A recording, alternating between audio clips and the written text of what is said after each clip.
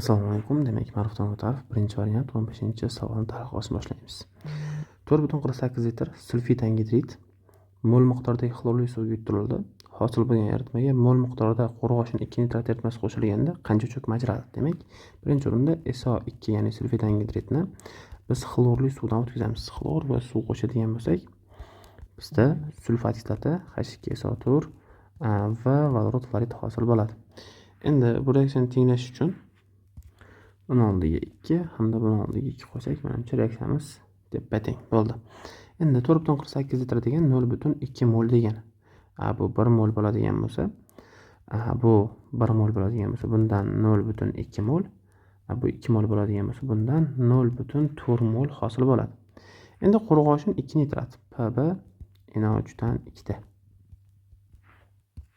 Qo'rg'oshin nitratga qo'shamiz xlorid kislota va qo'rg'oshin nitratga qo'shamiz sulfat kislota. Demak, bizda qo'rg'oshin sulfat hamda nitrat kislota hosil bo'ladi. HNO3dan 2 ta.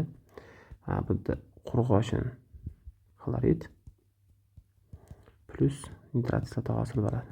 Bundan ham 2 ta hosil bo'ladi. Endi bizda qo'rg'oshin xlorid oz eriydigan modda, qo'rg'oshin sulfat esa cho'kma. Endi xlorid kislota bu yerda 0,4 mol, bu 0,2 mol chiqadi. Bu 0,2 mol, bu ham 0,2 mol chiqadi. Oz eriydigan bo'lsa ham cho'kma sifatida olishimiz mumkin. Hop, qo'rg'oshin xlorid massasi 207 plus 71 ko'paygan 0,2. Demak, 278ni ko'paytiramiz 0,2 ga. Ko'paytirsam 55,6 gram chiqadi. Qo'rg'oshin sulfat.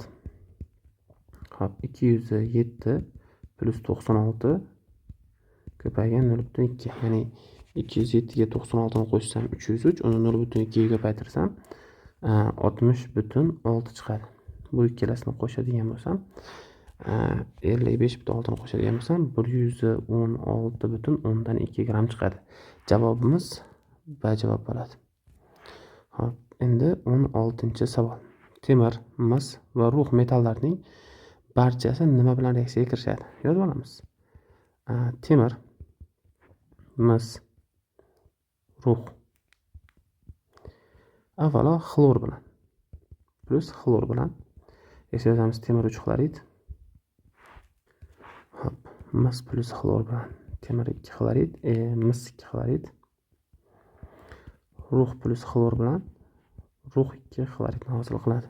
Demak, bizda javobimiz 16 ga A javob ekan.